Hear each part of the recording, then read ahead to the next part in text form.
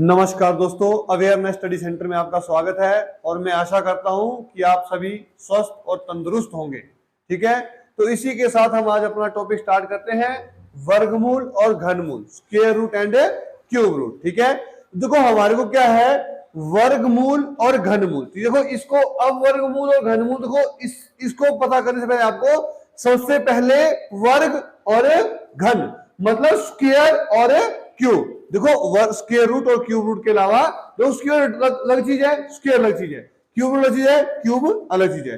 देखो square root और cube root पता लगने से पहले मेरे को इनके स्क्वायर और क्यूब पता होना चाहिए। मतलब वर्गमूल पता करना है तो पहले वर्ग ज्ञात कीजिए, अगर घनमूल का पता करना है तो सबसे पहले घनमूल ज्ञात कीजिए। देखो जैसे सबसे पहले मेरे वर्गमूल ज्ञात करना, मेरे को क्या चाहिए, वर्ग ज्ञात चाहिए। तो जैसे वर्ग क्या होते हैं, जैसे एक का वर्ग, एक का मतलब एक का वर्ग मतलब एक का स्क्वायर, तो एक गुणा एक कितना आ गया, एक। जैसे दो का वर्ग, दो गुणा दो कितना होता है, चार। जैसे तीन का स्क्वायर, तीन गुणा तीन कितना होता है, नौ। जैसे चार का स्क्वायर, चार गुणा चार कितना होता है, 16। जैसे पांच का स्क्वायर, पांच गुणा पांच कितना होता है, 25। जैसे 6 का स्क्वायर, 6 गुणा 6 कितना होता है, 36। जैसे 7 का स्क्वायर, 7 गुणा 7 कितना होता है, 49। जैसे 8 का स्क्वायर, 8 गुणा 8 कितना होता है, 64। जैसे 9 का स्क्वायर, 9 गुणा 9 कितना होता है, 81। जैसे 10 का स्क्वायर, 10 गुणा 10 कितना होता है, 100। देखो ये तो हो गया हमारे पास 10 तक स्क्वायर इनके। ठीक है, 10 तक तो स्क्वायर आपके हो गए इसमें। अब देखो कम से कम, देखो आपको अगर मान लो हमने जैसे स्क्वायर रूट निकालना है या वर्गमूल निकालना है तो हमारे को कम से कम 10 तक इसके स्क्वायर याद होने चाहिए। सब 10 तक हमारे इसको वर्ग याद होने चाहिए आप लोगों को। ठीक है, उसके बाद हम लोग क्यूब के बारे में कर लेते हैं।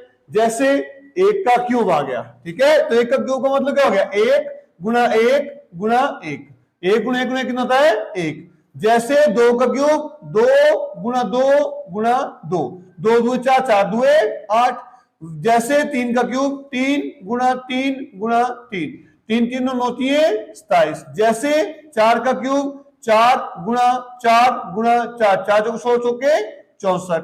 जैसे पांच का क्यूब, पांच गुणा पांच गुणा पांच, पांच पांच 25 बन 125। जैसे 6 का क्यूब, 6 गुणा 6 गुणा 6 36 के 216। जैसे 7 का क्यूब, 7 गुणा 7 गुणा 7, 7 7 49, 49 7 343। जैसे 8 का क्यूब, 8 गुणा 8 गुणा 8, 8 8 64, 64 512।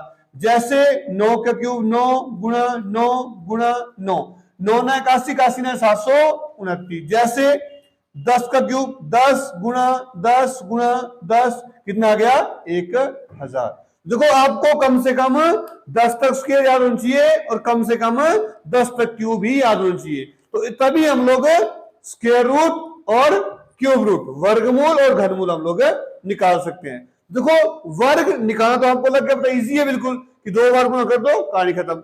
घनमूल क्यूब रूट निकालने में आपको आसान है, क्या 3 बार गुणा कर दो तो हो गया हमारे पास क्यूब रूट। ठीक है, तो अब हम लोग देखो वर्ग और घन निकालना इजी है, स्क्वायर और क्यूब निकालना इजी है। अब मैं बताऊंगा आपको कि वर्गमूल कैसे निकालते हैं और घनमूल कैसे निकालते हैं, स्क्वायर रूट कैसे निकालते हैं और क्यूब रूट कैसे निकालते हैं। इसको हम लोग पहले फटाफट लिख लो। देखो तो आपको क्वेश्चन आ गया कि क्या क्वेश्चन आ गया कि 4356। देखो अब देखो सबसे पहले अब तो स्क्वायर रूट और क्यूब रूट की बात आ गई कि हमने स्क्वायर रूट निकालना है, क्यूब रूट निकालना है। देखो सबसे पहले हमारे लिए जरूरी है कि हमने किस कंडीशन में, देखो आपको क्वेश्चन तो ऐसे आएंगे, या अगर सिंपल क्वेश्चन है जैसे हम क्वेश्चन क्या आ गए, 4356 का वर्गमूल ज्ञात करें, वर्गमूल ज्ञात करें या घनमूल ज्ञात करें, तब तो आपके लिए इजी है, कर लेंगे इजीली आप लोग। अगर मान लो आपको क्वेश्चन इस तरीके से पूछ लिया जाए कि ये निकालो जी, बराबर है क्वेश्चन मार्क, ना लिखा वर्गमूल ना लिखा घनमूल, तो हम लोग पता कैसे लगाएंगे कि इसका हमने वर्गमूल निकालना है या घनमूल निकालना है, स्क्वायर रूट निकालना है या क्यूब रूट निकालना है।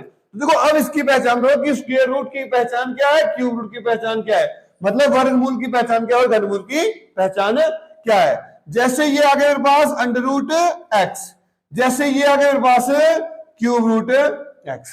ठीक है, अगर देखो ये जो हमारे पास यहां दिया हुआ है, अगर यहां पे कुछ नहीं लिखा है इसमें, इस जगह पे अगर यहां पे कुछ नहीं लिखा है तो ये स्क्वायर रूट है। अगर इसके ऊपर जैसे यहां पे मैंने लिखा है 3 लिखा है तो ये मेरे पास क्या है, क्यूब रूट है। ठीक है, अगर यहां पे कुछ नहीं लिखा तो इसका मतलब यहां पे 2 लिखा होता है। ठीक है, अगर यहां पे खाली जैसे ये छोड़ रहा है मैंने, यहां पे खाली छोड़ा है तो इसका मतलब यहां पे इसका करना मैंने स्क्वायर रूट निकालना होता है, और यहां पे स्क्वायर रूट के 2 नहीं लिखा जाता, नहीं लिखा तो स्क्वायर रूट, अगर यहां 3 लिख दिया तो क्यूब रूट।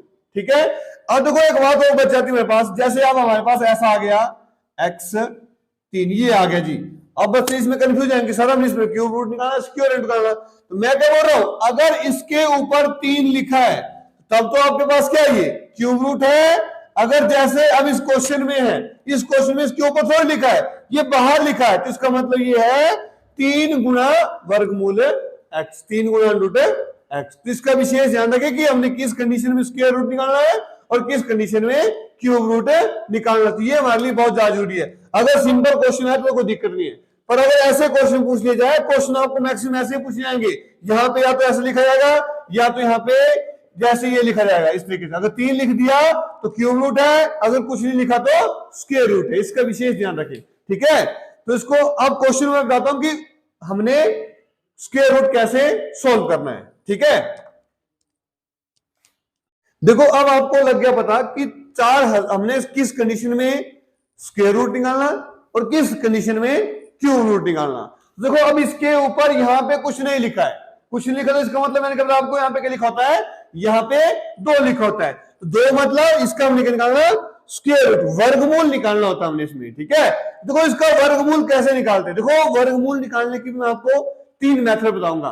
ठीक है, 3 में देखो जो आपको अच्छा लगे आप उसे कर सकते हैं। ठीक है, अब देखो पहला मेथड है इसका फैक्टर करके, गुणनखंड करके। ठीक है, तो मैं करता हूं गुणनखंड करता हूं किसके, 4356 के मैं फैक्टर कर देता हूं। देखो फैक्टर कर दिए, 2 से कर दिए इसके फैक्टर, 2 से गया कितना आ गया, 2 दूनी 4, 2 एकम 2, 2 7 14, 2 8 16, 2 से गया 2 एकम 2 0, 2 8 16, 2 9 18, 3 से गया 3 3 9, 6 3 18, 3 3 9, 3 से गया 3 एकम 3, 3 2 6, 3 एकम 3, 11 से गया 11 11 1 से 21, 11 से गया 11 एकम 11।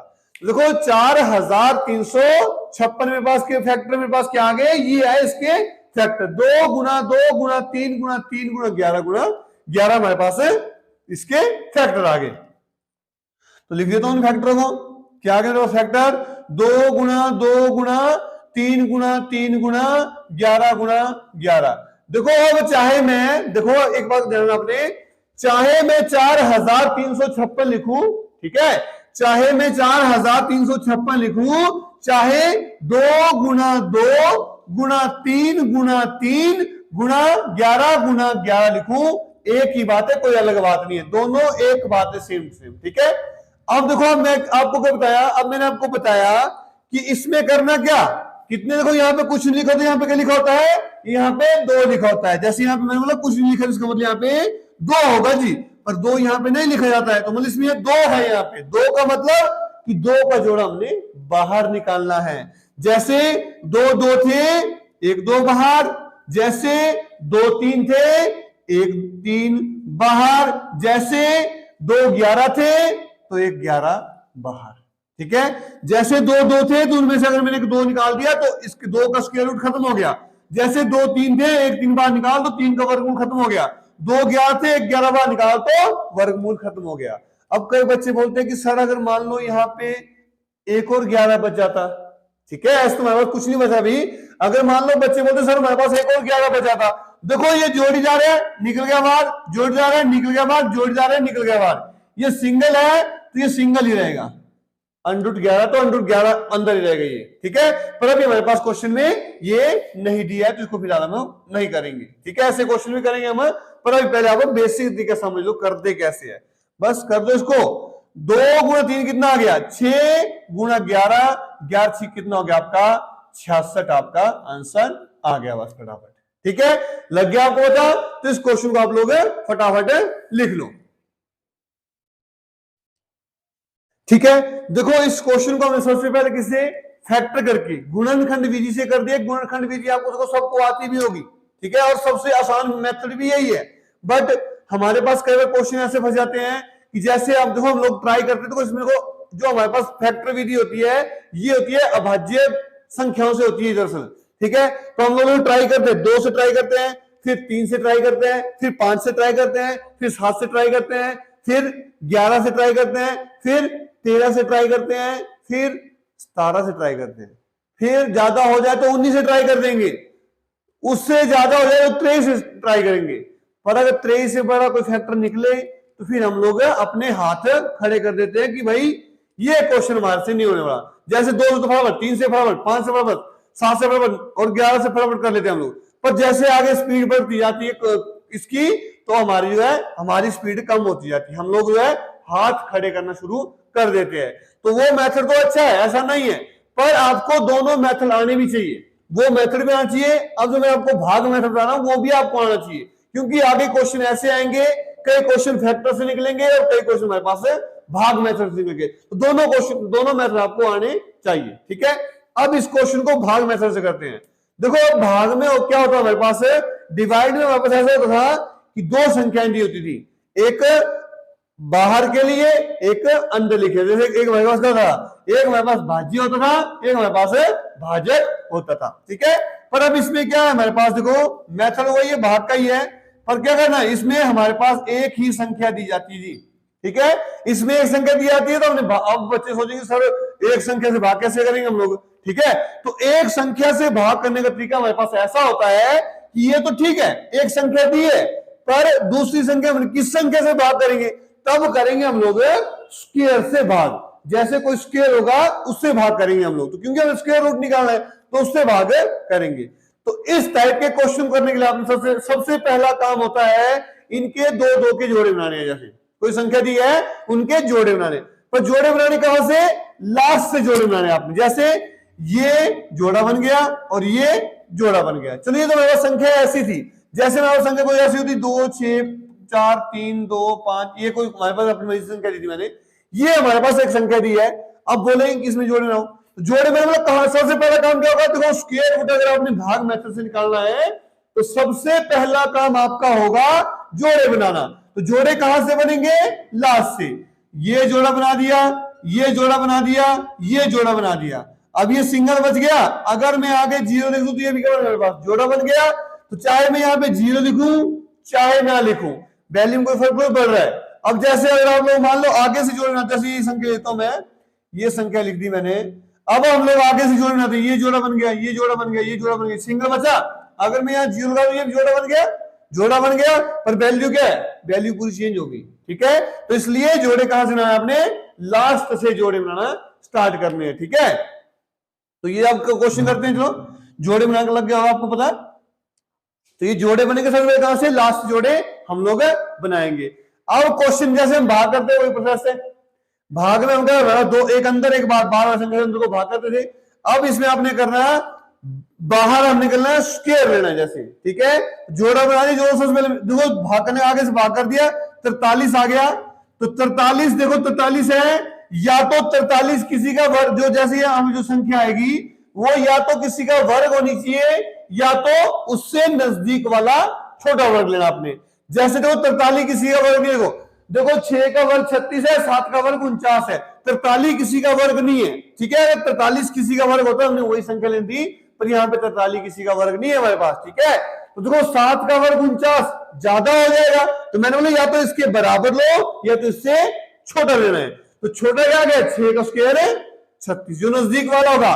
देखो 6 यहां लिख दिया, 6 यहां लिख दिया, 6 कितना हो गया 36। अब माइनस कर दो, वही प्रोसेस सेम, भाग वाले माइनस कर दिया, तो 13 में से 6 गया, कितना बच गया मेरे पास 7, 3 में से 3 गया तो कट गया। अब देखो भाग में हमारे पास क्या होता था, एक संख्या नीचे उतारते थे हम लोग। ठीक है, 56 तो 5 हम नीचे उतारेंगे, पर इस स्क्वायर रूट में हमने करना पूरा एक जोड़ा नीचे उतारना। जोड़ा मेरे पास क्या था 56 था, 56 मैंने नीचे उतार दिया।